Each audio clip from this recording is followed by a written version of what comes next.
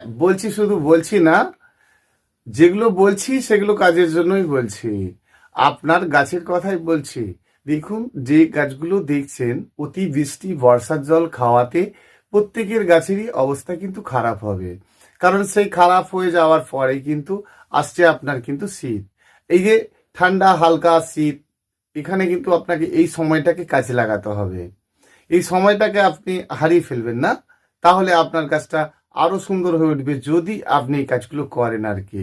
তো এই সময়টা হারিয়ে ফেললে তাহলে কিন্তু সময় আর নেই যে সুন্দর করে আপনি গাছটাকে গড়ে ফেলবেন।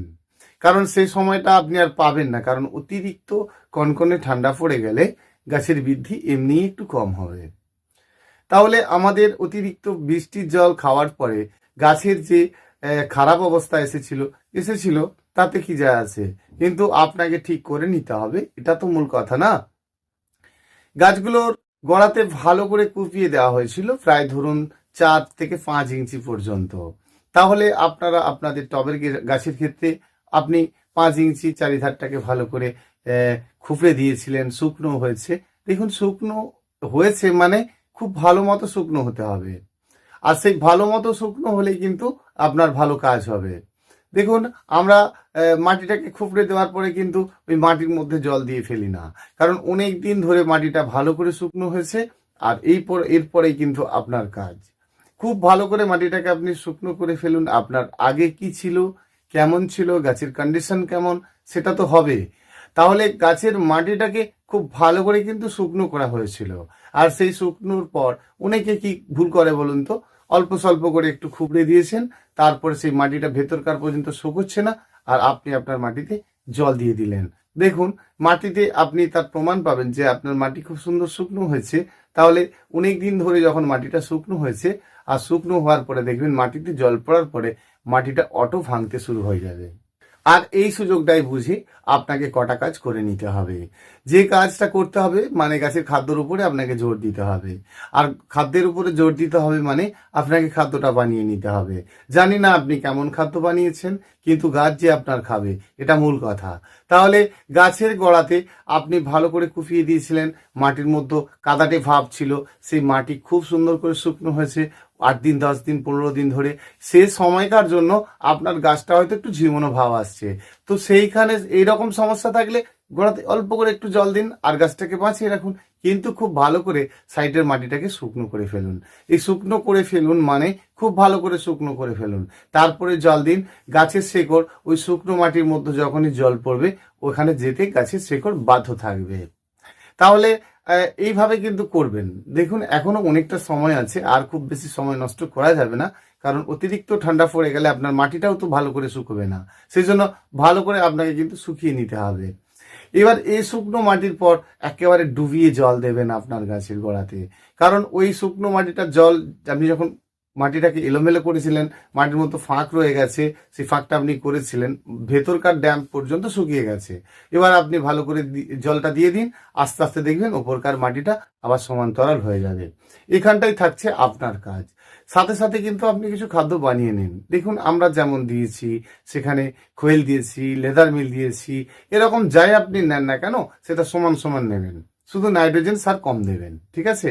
সবসময় জৈব সারের বিষয়ে কিন্তু একটু বেশি বেশি সবসময় ধ্যান দেবেন, যে একটু আমি সরিষার খোল নিয়েছি, একটু লেদার মিল নিয়েছি, শিংকুচি দানা নিয়েছি, এরকম ধরনের নেবেন। বা সেকা শিং বলে একটি পাওয়া যায়, যদি পাওয়া যায় ওটা নিয়েছি। তা এরকম ধরনের কিন্তু আপনারা খাদ্য নেবেন, বা আপনার বানানো বাড়ির যে সমস্ত খাদ্য আপনি বানিয়ে রেখেছেন সেইগুলো নিলেন। সবকে নিয়ে কিন্তু সদ্য গাছের গোড়াতে দেবেন না, সেটা কিন্তু আমরা করি না। কিছুটা মাটির সঙ্গে অল্প স্বল্প কিছুটা মাটি, বালি, ভার্মি, আপনার যা আছে আর কি, তার সঙ্গে মেখে রেখে দেওয়া হয়েছে, সেই খাদ্যটা কিন্তু দেওয়া হয়েছে। আর দেওয়া হচ্ছে মানে গাছকে একদম ভরপুর খাদ্য দিতে হবে, সে টবের গাছ হোক আর মাটির গাছ হোক। এবারে আপনার গাছের বেশ কিছু পাতা পরিষ্কার করে দিতে হবে।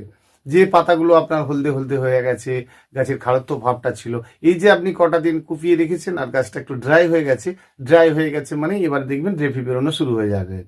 তো সেই জন্য আপনারা এই কয়েকটা কাজ কিন্তু করবেন। অবশ্যই খাদ্যটা দেবেন, খাদ্যের পরিমাণটা কম না হয় খাদ্য তো দেবেন। তো যখনই দেবেন সাথে কিন্তু 2 রকম নাইট্রোজেন সারটা দেবেন, একদম ফার্স্ট বেরিয়ে যাবে।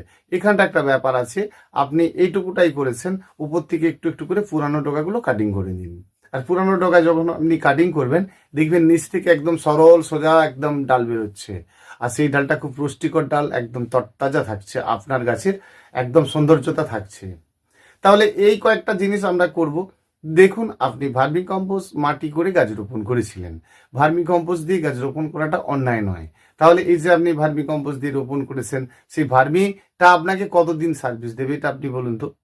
তো অনেক দিন ধরে আপনার ভার্মি কম্পোস্টটা তো আস্তে আস্তে গাছের মানে গাছ তার সমস্ত ভার্মি কম্পোস্ট তার একদম খাদ্য নিয়ে ক্লিয়ার শেষ। এবারে আপনাকে যখন আপনার ভার্মি কম্পোস্টের রোপণটা করা থাকবে, সেই 1 বছর চলে যাওয়া মানে আপনাকে বুঝে নিতে হবে যে আপনার আর ওটার মধ্যে কিছু নেই, আপনাকে সুন্দর করে আবার রোপণ করতে হবে। সেই জন্য আপনারা সবসময় গাছ রোপণের সময়টা যদি এঁটেল মাটি হয় অবশ্যই বালিটা দেবেন, আর বালিটা দিলে কিন্তু খুব ভালো কাজ পাবেন, অবশ্যই পাবেন। দেখুন, অনেক দিন ধরে এই তো কয়েকটা কথা বলছি বা প্রতিটি ভিডিওর দ্বারাই বলে গেছি, তাতে দিয়ে আপনারা উপকার তো পাচ্ছেন না, পাচ্ছেননি। যদি না পান তাহলে আমাকে জানাবেন যে আমি শুধু বালি মাটি করে গাছ রোপণ করেছিলাম, উপকার পাচ্ছি না, তাই না? গাছের বৃদ্ধি বালি মাটি করে দিলে খুব সুন্দর হয়ে যাবে না, গাছটা কিন্তু সব সময়ের জন্য আপনার স্ট্রং এবং ভালো থাকবে। অবশ্যই দেবেন। আর আপনি ভার্মি কম্পোস্ট দিয়ে রোপণ করেছেন, খুব ভালো, কিন্তু আপনাকে ঠিক সময়ের সঙ্গে সঙ্গে চেঞ্জ করতে হবে, সেটা করে দেবেন। আপনি করলেন না তাহলে তো খারাপ। হ্যাঁ, এবারে আসি, যে খাদ্যগুলো আপনারা নিলেন বাজার থেকে নিলেন অল্প করে, প্রত্যেকটা আইটেমের অল্প অল্প করে নিলেন, আর সেইগুলো নেওয়ার পরে অবশ্যই কিছুটা মাটি, ভার্মি, বালি আপনার যা আছে, দেখুন খাদ্য হিসাবে আপনি ভার্মি কম্পোস্ট উপরে কিন্তু দিন, সেটা ভালো, কিন্তু মেখে দিলে আপনাকে চেঞ্জ করতে হবে, এটা হচ্ছে মূল কথা। আপনি সবকে মেখে দিলেন আর সেটা পরবর্তী অবস্থায় চেঞ্জ করবেন না, সেটা খারাপ। তাহলে আপনি কিছুটা মেখে কিন্তু অবশ্যই দিন, আর সেইটাকে কিন্তু যখন আপনি খাদ্য হিসাবে দেবেন সেটা উপরে থাকছে, সমস্যা নেই। তাহলে আপনারা যখন এরকম ধরনের বেশি বেশি পরিমাণে জৈব সার টারগুলো দিচ্ছেন আর কি, ধরুন আপনার বাড়ির জৈব সার, নিজের কম্পোস্ট সার, বানানো সার আর কি, চায়ের পাতা, এটা ওটা দিচ্ছেন, তো এগুলোর মধ্যে কিন্তু আপনাকে একটু কোনো একটা বীজ দিতে হবে, মানে বীজ মানে যে কোনো লিকুইড বীজ হোক আর কোনো দানা ওষুধই হোক, মানে দানা বীজ হোক, সেটা কিন্তু আপনি যে খাদ্যটা বানাবেন না, ধরুন এখন মাটি কুপিয়ে রেখেছেন, মাটি শুকনো হয়েছে, আর সেই শুকনো হওয়ার পরে আপনি জল দিচ্ছেন, এবারে কিন্তু খাদ্য চাইবে গাছ। তো আপনি গাছের চারধারে মাটি খুবড়ে দিয়েছেন, গাছ ভালো হচ্ছে এবং গাছের খাড়ত্ব হয়ে গেছে, গাছের পাতা পাতা ঝরে গেছে, একেবারে গাছ খাড় হয়ে দাঁড়িয়ে আছে, এবারে কিন্তু গাছকে আপনাকে খেতে দিতে হবে, বেশ ভরপেট খেতে দিতে হবে। তাহলে আপনি খাদ্যটা কিছুটা বানিয়ে রাখুন। সবসময় দোকান থেকে 6 রকম জৈব সাথে 2 রকম নাইট্রোজেন সার বলবেন, আপনাকে কিন্তু দিয়ে দেবে। তো আপনার 6 রকম জৈব সারের মধ্যে নিজেরও কিছু বানানো আছে, তাহলে 3 রকম থাকলে আপনি 3 রকম দিয়ে দিন। দেখুন, জৈব সার হিসাবে ফেলে দিন, সবই যে জৈব সার এটা নয়, কিন্তু ধরুন আপনি কিছু আনাজের খসা বানিয়ে রেখেছেন, মানে কম্পোস্ট সার, সেটাও আপনি দিন। তাহলে এইগুলো আপনি কিন্তু ওর জৈবর গ্রুপেই ফেলে দিন। তাহলে এরকম 6 রকম আর সাথে কিন্তু 2 রকম নিয়ে নিন, সেটা 10-26 ডিএপি এরকম কিছু নিন। এবার একটা কথা বলি, ফসফেট পটাশটা সবসময়ের জন্য কিন্তু নয়, অনেকেই এই প্রশ্ন করছে বা ফোনও করছে। দেখুন, সুপার ফসফেট পটাশ আপনি দেবেন, একটা টাইম আছে। যদি এঁটেল মাটির মধ্যে গাছ থাকে আপনার, আপনি যদি ভার্মি কম্পোস্ট দিয়ে না রোপণ করেন, যদি রোপণ করেন, আপনার কিন্তু সুপার ফসফেট লাগবে। তো কেউ শুধু এঁটেল মাটি দিয়ে গাছ রোপণ করেছে, সে অনেক কিছু করে না, প্লেন ভাবে, দেখুন সবভাবেই গাছকে বাঁচানো যাবে। তো আপনি শুধু মাটির সঙ্গে বালিও মাখেন না, ভার্মিও কম্পোস্ট মাখেন না, প্লেন মাটিতে গাছটি রোপণ করেছেন, আপনার একটু সুপার ফসফেট লাগবে, তার মানে আপনার মাটির মধ্যে একটু অভাব রয়েছে। কেউ এটা করেছে যে ভার্মি কম্পোস্ট দিয়েছে, আর তার সাথে কিন্তু আবার বেলে মাটিও আছে, ধরুন বেলে মাটি, এঁটেল মাটি নয়, এঁটেল মাটি আছে, আর সেক্ষেত্রে কিন্তু আপনি আবার সুপার ফসফেট পটাশটাও দিচ্ছেন, সেক্ষেত্রে এটা খারাপ। কেন বলুন তো, আপনার এগুলো আছে, তো যার আছে সে কেন দেবে, এটা ব্যাপার আর কি। এগুলো তো আপনার আছে, তো আপনাকে সবসময় এগুলো জানতে হবে, আপনার যেগুলো আছে সেগুলো কিন্তু আপনি দেবেন না। তাহলে এঁটেল মাটির মধ্যে গাছ যদি রোপণ করা থাকে, তাহলে কিন্তু গাছের ভালো বৃদ্ধি হবে, গাছ সুন্দর হবে, ফুল হতে একটু লেট করবে, সেক্ষেত্রে কিন্তু আপনি সুপার ফসফেট পটাশটা দেবেন, খুব ভালো কাজ পাবেন। তো সেই জন্য আপনারা যখন খাদ্য দেবেন একটু ভেবে দেবেন যে আমরা খাদ্য দিচ্ছি বৃদ্ধি করার জন্য না শুধু ফুল আসার জন্য। তো আপনার এমনি গাছ সুন্দর আছে, তারপরেও আপনি আবার খাদ্য দেবেন, সেটা দরকার নেই, আগে ফুল টুল কিছু হোক, ফুল হয়ে যাওয়ার পর কিন্তু আপনি খাদ্য দেবেন। মাঝে মাঝে কয়েকটা জিনিস লক্ষ্য করা। দেখুন, অনেকদিন গাছ আপনার টবে রোপণ করা ছিল, শিকড় বৃদ্ধি করেছে, সেগুলো ক্লিয়ার করা, গাছের পুরানো পাতাগুলো ফেলে দেওয়া, এগুলো কয়েকটি জিনিস একটু একটু নিজেদেরকে একটু খেয়াল রাখা আর কি। ধরুন, গাছের পুরানো পাতাগুলো আপনি পরিষ্কার করলে আবার নতুন নতুন শাখা বেরোতে থাকবে। সবসময় মনে রাখবেন, নিচ থেকে গাছের জবা গাছের নতুন নতুন যে ডালগুলো বেরোচ্ছে সেগুলোকে চট করে কাটিং করে দেবেন না। বেশ কিছুটা বড়সড় হয়ে যাবে, গাছটা হেলদি হয়ে যাবে, তারপর আপনি ফুলও দেখলেন, তারপরে কাটিং করলেন। তো উপরকার ডাল আপনি কাটুন, যত ইচ্ছা কাটুন, তাহলে নিচ থেকে আরো নতুন নতুন শাখা বেরোতে থাকবে, আর গাছটার রংটা কিন্তু আপনার একদম কাঁচা আমের মতো থাকবে। এই কয়েকটি কাজ আপনারা করুন, দেখবেন খুব ভালো থাকবে। এবারে আমরা যেমন দিচ্ছি, সমস্যা হলে ফাঙ্গিসাইড ওষুধ দিচ্ছি, পেস্টিসাইড ওষুধ দিচ্ছি, সেটা তো দেবো। পেস্টিসাইড ওষুধ হিসাবে আমাদেরকে একটা ওষুধ মোটামুটি মজুদ রাখতে হবে।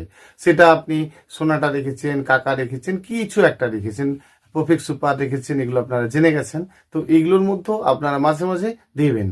আর যখনই দেখবেন কোনো কীটনাশক পোকা, মানে লেদা পোকা টোকা, এই ধরনের বড় বড় পোকায় আপনার গাছে আক্রমণ করছে বা ক্ষতি করছে, সেক্ষেত্রে কিন্তু আপনি সন্ধ্যের পরে ওষুধটা দেবেন, আপনার খুব ভালো কাজ করবে।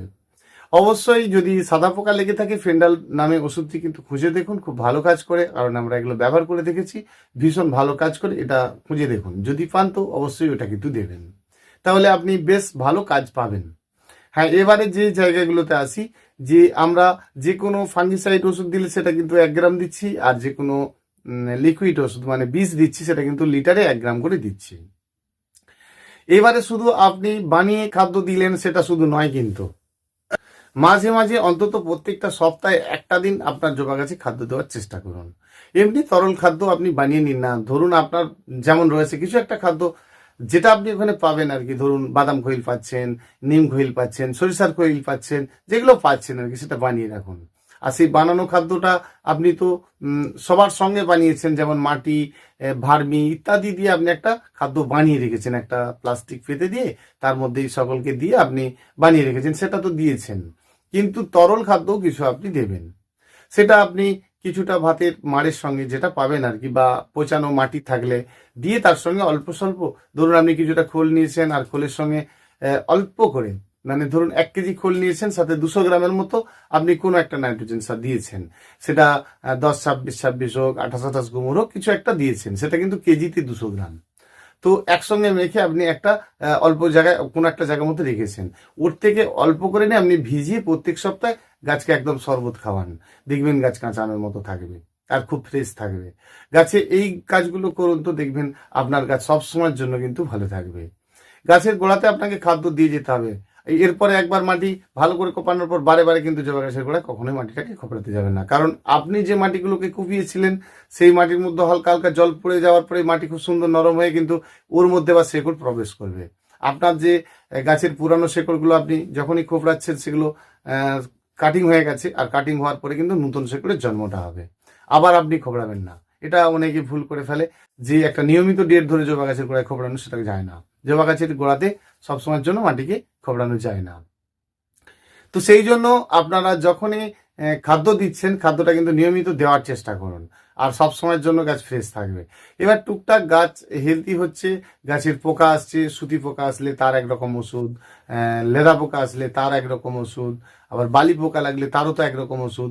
তাহলে আপনি এত ওষুধ সময়ের সঙ্গে সঙ্গে যদি না দিতে চান, তাহলে বাড়িতে একটা ওষুধই কিনে রেখে দিন, সেটা বলেছি যে সোনাটা ওষুধ। সোনাটা কাকা একটা ওষুধই মাঝে মাঝে মেরে যান, মানে স্প্রে করে যান, ভালো কাজ হয়ে যাবে। এবারে আপনি আমাকে জিজ্ঞাসা করলেন যে আমার কাছে সাদা মাছি হয়েছে, আমি কি দেবো, তাহলে আপনি পেকাসাস ওষুধটা দিন, এগুলো আমরা দিয়ে দেখেছি, খুব ভালো কাজ, তাই বললাম। তো অবশ্যই এটা দেবেন, আপনার লিটারে 2 গ্রাম করে কিন্তু পেকাসাস ওষুধটা দিতে হবে, তাহলে একদম পারফেক্ট কাজ হবে। তো এবারে আপনার অন্যান্য যখন কীটনাশক ওষুধগুলো দিচ্ছেন আর কি, যেমন ধরুন আপনি সোনাটা ওষুধ দিচ্ছেন বা প্রোক্লেম ওষুধ দিচ্ছেন, সেটা কিন্তু লিটারে 1 ml করেই দেবেন, আর দিলে পারফেক্ট কাজ হয়ে যাবে। তাহলে মাঝে মাঝে এগুলো আপনি যদি একটা নিয়মিত 10 দিন, 12 দিন, 15 দিন ছাড়া, যদি 10 দিন ছাড়াই দিন না, কোনো ব্যাপার না, 15 দিন পর্যন্ত আপনার দেওয়া যায়, যে আমি কাজের জন্য আপনি ব্যস্ত আছেন বা দিতে সময় পাচ্ছেন না, সেক্ষেত্রে আপনি 15 দিন পরেই একবার দিন। কিন্তু আপনি সবসময় খেয়াল রাখুন যে আপনাকে নিয়মিত দিয়ে যেতে হবে ওষুধ। আপনার কাছে পোকা নেই আর আপনি ওষুধ দেবেন কেন, সেটা ভাববার দরকার নেই, কিন্তু নিয়মিত যদি হালকা দিয়ে যান, তাহলে আপনার গাছেই পোকাটা আসবে না, সবসময় গাছ ফ্রেশ থাকবে। তো পোকা এসে গেলে সেই পোকার ওষুধের নাম কিন্তু একটা একটা করে বলতে থাকবো, যে যেমন ধরনের পোকা আপনি বলবেন সে ধরনের কিন্তু আমি আপনাকে ওষুধগুলো বলতে থাকবো। গাছে ফ্রেশ রাখতে গেলে, গাছকে সবসময় ভালো রাখতে গেলে নিয়মিত একটা ওষুধ আপনি কিন্তু দেবেন। তো এটা হচ্ছে ব্যাপার, যখনই কোনো গাছে খাদ্য আপনি নিয়মিত দিতে থাকবেন, গাছ এমনিই হেলদি থাকবে। আর আপনি খুব চিন্তা করছেন আপনার গাছ ড্যাম্প হয়ে আছে, বাড়ছে না, এরই তো মূল কারণেই বললাম মাটি। তো সেই জন্যই তো আপনি মাটিটাকে খুপড়ে দিচ্ছেন, ওসব ড্যাম্প ট্যাম্প সব আউট হয়ে যাবে, একদম ফ্রেশ হয়ে যাবে। তো এই জন্য আপনাদেরকে জানতে হবে যে খুব যদি গাছ একদম ড্যাম্প হয়ে বসে থাকে, একদম বৃদ্ধি না করে, তাহলে কিন্তু আপনি অবশ্যই চুনের জলটা দেবেন। আর চুনের জলে কিন্তু একদম পারফেক্ট মন্ত্রের মতো কাজ করবে। আপনি দিয়ে দেখুন, উপকার অবশ্যই পাবেন। 10 লিটার জলে 100 গ্রাম চুন, ঠিক আছে, এই পরিমাণটাতে আপনি গাছের গোড়াতে দিন। সব বাদ দিয়ে দিলেও চুন বাদ দেবেন না। দেখুন চুনটা গাছের একদম প্রধান কাজ, চুনটা দিয়ে দেখুন, আপনি উপকার অবশ্যই পাবেন। একদম গাছ আপনার ফ্রেশ হয়ে কাঁচা আম হয়ে যাবে এবং পরিষ্কার বড় বড় আগের মতোই ফুল হবে। আর দুর্বল ডালে বারে বারে ফুলগুলো নিচ্ছেন কেন? দুর্বল ডালে এখন ফুল বন্ধ রাখুন। প্রথমত আপনি খাদ্য দেবেন, গাছ কিন্তু ফার্স্ট গ্রো করে যাবে, সেই সময় কিন্তু আপনি ফুল বেশি পাবেন না। এই চিন্তা করলে হবে না যে আমার প্রচুর পরিমাণে কেন ফুল এই সময়টাই হচ্ছে না। তাহলে আপনি এঁটেল মাটিতে গাছ রোপণ করেছেন, সেক্ষেত্রে আপনাকে মাঝে মাঝে সুপার ফসফেট পটাশটা দিতে হবে। তো গাছে ফুল এসে যাওয়ার পর আর দিতে হবে না। আর যাদের ক্ষেত্রে আপনার বেলে মাটিতেই গাছ রোপণ করেছেন, মানে ভার্মি কম্পোস্ট দিয়েছেন, আবার মাটিও দিয়েছেন, তাদের ক্ষেত্রে বলবো আপনাদের ক্ষেত্রে কিন্তু সুপার ফসফেট পটাশ দেওয়ার কোনো দরকার নেই। গাছ এমনিই কিন্তু আপনার ফুল হতে থাকবে, অসুবিধা নেই। কারণ আপনি বেলে মাটিতে গাছ রোপণ করলে ফুলের পরিমাণটা অনেক বেশি বেশি হবে। কিন্তু হেলদি এবং স্ট্রং রাখতে গেলে, গাছকে একদম কাঁচা আমের মতো রাখতে গেলে, তাহলে আপনাকে এঁটেল মাটি দিতে হবে। সেই জন্যই বলেছি, যখন আপনি এঁটেল মাটিতে গাছ রোপণ করবেন, তাহলে 30% বালি অবশ্যই মাখবেন। আর মেখে দিলে কিন্তু আপনার দুটো কাজই একসঙ্গে হবে। এবার যাদের বেলে মাটি রয়েছে তাদের ক্ষেত্রে তাহলে তো আপনাকে অবশ্যই খাদ্যের পেছনে জোর দিতে হবে, তাহলে গাছের রংটা সবসময়ের জন্য ভালো থাকবে। তাহলে দেখবেন একটা পুরো পাতা দেখছেন হলুদ হয়ে কেমন হয়ে গেছে, পুরো পাতাটা ফ্রেশ নেই, কিন্তু কিছুটা কিছুটা জায়গায় দেখুন হলদে হলদে হয়ে গেছে, কিছু কিছু জায়গায় সবুজ সবুজ রয়েছে। এগুলো খাদ্যের অভাবে হয়। আর কুঁড়িগুলো দেখছেন টুকটুক করে ঝরে ঝরে পড়ে, হাত দিচ্ছেন একটা ফুটার আগেই অর্ধেকটা ফুটেছে, ঝরে যাচ্ছে। তো এগুলো হচ্ছে মূল কারণ, হচ্ছে খাদ্য। আপনি বলছেন আমি একটা খাদ্য দিয়েছি, দেখুন খাদ্য দিলে খাদ্য দেওয়ার মতো দেবেন, একদম ভালো করে খাদ্য দেবেন। খাদ্য বেশি বেশি শুকনো খাদ্য দেন, সেই জন্য দেওয়ার পরেই গাছ ঝিমিয়ে মারা যায়। খাদ্য এই জন্যে আপনাকে বানিয়ে নিতে হবে, অ্যাডভান্স বানিয়ে রেখে দিতে হবে, ঠিক আছে। সেটা 7 দিন, অন্তত 7 দিন পর থেকে দেবেন। কিছু মাটির সঙ্গে মেখে রেখেছেন, তাতে জলের ছিটে দিয়ে কিন্তু ভিজিয়ে ভিজিয়ে রেখেছেন, মানে একটু হালকা হালকা ভেজা রেখেছেন। ফলে কি হচ্ছে, ওই খাদ্যটা ওখানেই তৈরি হচ্ছে, আপনার টবের গোড়াতে নয়। এবার ওর থেকে মুঠো মুঠো নিয়ে আপনার গাছের গোড়ায় দিন না। তো আমরা গাছের গোড়াতে খুঁড়িয়ে খুঁড়িয়ে দিয়েছি, কি প্রবলেম হচ্ছে? প্রবলেম নেই, কারণ ওই খোলটার মধ্যে কোনো ঝাঁঝ নেই। সেই ঝাঁঝটা কিন্তু এই যে 7 দিন আপনি রাখলেন, সে ফলে কিন্তু আপনার নষ্ট হয়ে গেছে। কিছু ফুল গাছ থেকে নিয়েছেন, একটু ডোকাটা পিঞ্চ করে দেবেন। আবার পিঞ্চ করবেন কেন না, আপনি আরো ফুল দেখবেন বলে। আপনি ভয় পাচ্ছেন গাছের ডোকা কাটবো, এটা খারাপ, ডোকা কাটলে গাছটা কিরকম, মায়া, এত মায়া করলে হবে না। গাছের ডোকাটা একটু পিঞ্চ করে দেবেন, দেখবেন প্রচুর শাখা বেরোনো শুরু হয়ে গেছে। তাহলে আপনি গাছের ডোগা পিঞ্চ করবেন গাছের ভালোর জন্য, এটা আপনাকে জানতে হবে। আপনি ডোগা পিঞ্চ করতেই ভয় পাচ্ছেন, গাছের পাতায় হাত দিতে আপনার ভয় লাগছে, যে গাছের পাতায় যদি কেউ আপনার হাত দিয়ে ফেলে আপনি তাতেই তাকে বকাবকি করছেন। সেজন্য গাছের ডোগাটা আপনাকে পিঞ্চ করতে হবে গাছের ভালোর জন্য। এটা অনেকেই চিন্তা করে যে আমার গাছ যেমন রোপণ করেছি বাবা, তেমন আমার গাছ বৃদ্ধি হবে, গাছ তেমন ভালো হবে, সুন্দর হবে, কেউ আমার গাছের পাতায় যেন হাত না দেয়। এটা করলে হবে না, আপনাকে নিজেকেই ডোগাটা পিঞ্চ করে দিতে হবে। এবং গাছের পুরানো পাতাগুলো, নিচকার পাতা পরিষ্কার পরিচ্ছন্ন রাখতে হবে, গাছে যাতে রৌদ্র পায়। যে শীত পড়ে যাচ্ছে, মানে অতিরিক্ত রৌদ্র দরকার আছে, গাছের গোড়াতে রৌদ্র দরকার আছে। তো গাছের গোড়াতে মিষ্টি রৌদ্র, শীতের তো সারাদিন আপনি রৌদ্রে বসে থাকুন, সমস্যা নেই, কারণ এই রৌদ্রটা গাছের গোড়াতে প্রবেশ করাতে হবে। আর গাছে যখন স্নান করাচ্ছেন, সেই স্নান করানোটা কিন্তু আপনাকে দিনের বেলায় করাতে হবে, সন্ধ্যের পর স্নান করানোর দরকার নেই। আর মাটির মধ্যে দেখবেন মাঝে মাঝে কিন্তু আপনি ওই চুনের জলটা দিচ্ছেন, দেখবেন আপনার মধ্যে গাছের একদম রূপ আলাদা রকম থাকবে। সবসময় এই কয়েকটা জিনিসের পেছনে জোর দিন, আর আপনি গাছ কিন্তু খুব সুন্দর করতে পারবেন। তো অনেকগুলোই কথা বললাম বন্ধুরা, এভাবে করতে থাকুন, প্রতিটি গাছ কিন্তু আপনার সুন্দর থাকবে এবং ভালো থাকবে। না বুঝতে পারলে তো আপনি আমাকে অবশ্যই ফোন করবেন, আর ফোন করে নিলে আপনার সমস্যা কোথায় আপনি আরও কিছু জানতে পারবেন। তো সেই জন্য আগের দিনে যেমন এক দাদা প্রশ্ন করেছিল যে যে আমি গাছ রোপণ করেছি, সুপার ফসফেটটা আর পটাশটা কোথায় দেব? তো কেউ কেউ তাকে বারণ করেছে যে সুপার ফসফেট পটাশটা দেওয়া যায় না। তো এটাই হচ্ছে কথা, যে আপনি সুপার ফসফেট পটাশটা কোন সময়টাই বেশি ব্যবহার করবেন, এটা আপনাকে জানতে হবে। যে আপনার গাছ স্ট্রং, হেলদি, একদম ফ্রেশ রয়েছে, আপনি সেক্ষেত্রে কিন্তু সুপার ফসফেট পটাশ ব্যবহার করবেন, কারণ আপনার এঁটেল মাটির মধ্যে রয়েছে। সেই জন্য আপনি সুপার ফসফেট পটাশটা বারে বারে নয়, কিন্তু প্রয়োজনের অধিক নয়, সেই ক্ষেত্রে আপনি দিচ্ছেন। আবার যখন আপনার গাছ এমনিই বেলে মাটির মধ্যে গাছ রয়েছে, আপনার ফুলও হচ্ছে, গাছ দুর্বল অবস্থা আছে, সেক্ষেত্রে ভুল করেও কিন্তু আপনি দেবেন না, কারণ আপনার তো এটা হচ্ছে। আপনার দরকার একটু গাছকে আরো খাদ্য দেওয়া, আরো ফ্রেশ করে তোলা।